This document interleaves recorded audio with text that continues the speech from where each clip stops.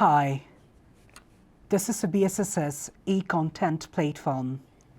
My name is Piyush Pradhan and I'm from the Bhopal School of Social Sciences. Our topic of the day is note-taking. Let's look at what note-taking is all about. Now, note-taking is actually one of the most important activity for the students studying in various institutions. There are a variety of reasons for it why one demands note-taking.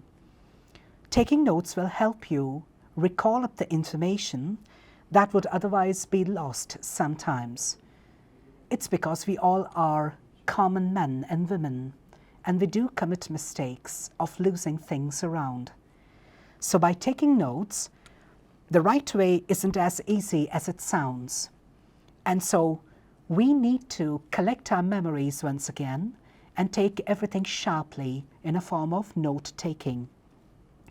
It isn't just simply about jotting down everything that you hear with what you come across in the environment, but it is something which you try to summarize. So we're looking at how to take notes and summarize the core concepts which should precisely be as possible to be written in your own words. Don't try to copycat from other sources, but note-taking should be in your own words. Now, a common but specific note-taking method.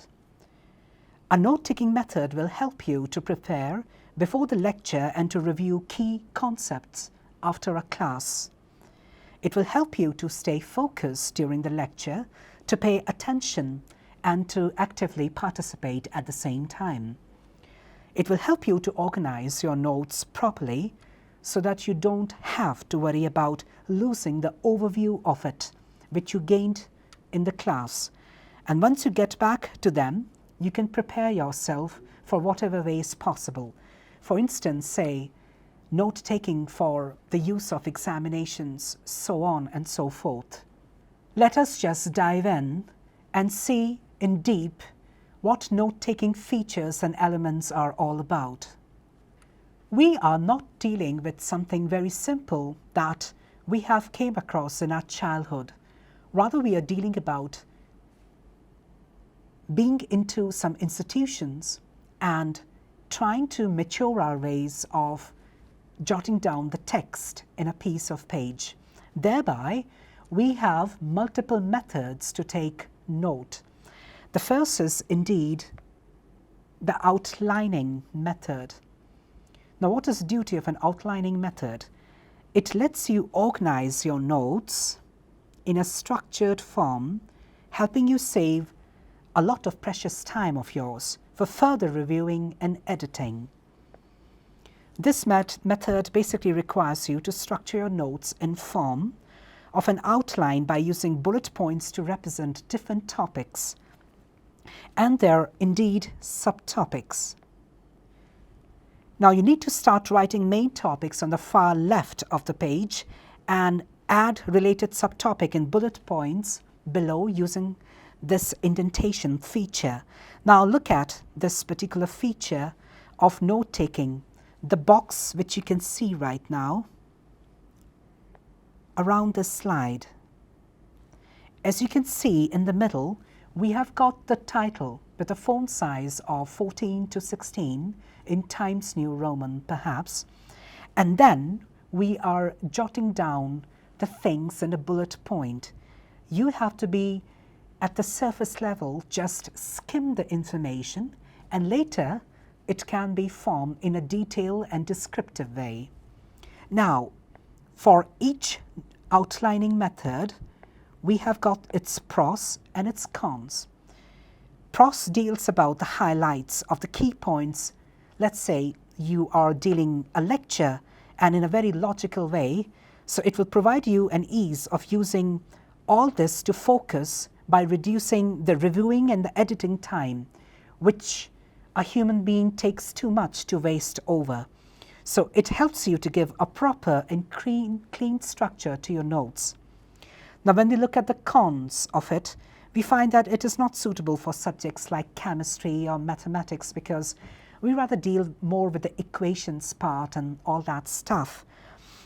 So when things are comprising of formulas and charts and all that thing, so it's not favorable for such kind of subjects.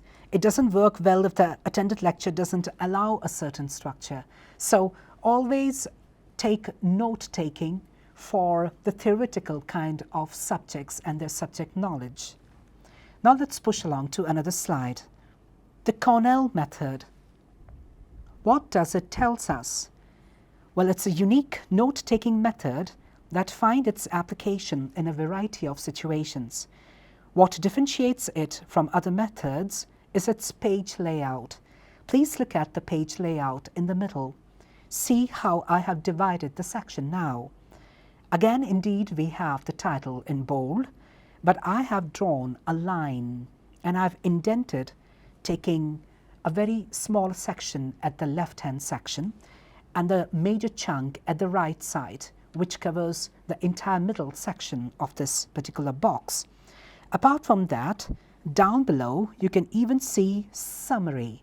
So there should be some section, perhaps some lines can be left for the summary explanation at the same time. So what happens in this method? The page is divided into 3 or 4 sections, starting from one row at the top for the title, followed by the date, which can be an optional, and one at the bottom along with 2 columns in the center. Now please look at this percentage, 30% of the width and the remaining in the 70% of the width for the right column, as I just explained you. Now it's PROS, a quicker way to take review and organize your notes. That's how it helps in. It summarizes all the information in a very systematic manner. After that, it helps in effective learning as it enables to absorb information in a shorter time period.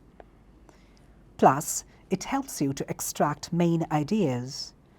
And lastly, it cuts down time for you to review your own stuff. And when we look at the cons, or the negative aspect of it, we find that the pages need to be prepared in advance or researched before a lecture. And it requires some time of reviewing at the same time and summarizing the key concepts. Hope my audiences have understood these 2 methods so far. Pushing along quickly to the boxing method, you find in the middle page this note-taking box consisting of box A, B, C, D and E. It depends upon person to person, how lengthy was the lecture and how many boxes would you like to take up to take the content, so that further it can be furbished and can be detailed. So in boxing method, we know that we need to take the things or the content and to try to relate them with each other in such a way that there should be a grouping of those contents in the box. So what have we learned? There's a dedicated box which is assigned for each section of the notes, which cuts down the time needed for reading and further reviewing. Its pros and cons is simply visible to my audience. You can just read out for yourself and see how things can be learned in a segregated form. Now comes the next method, which is called as the charting method.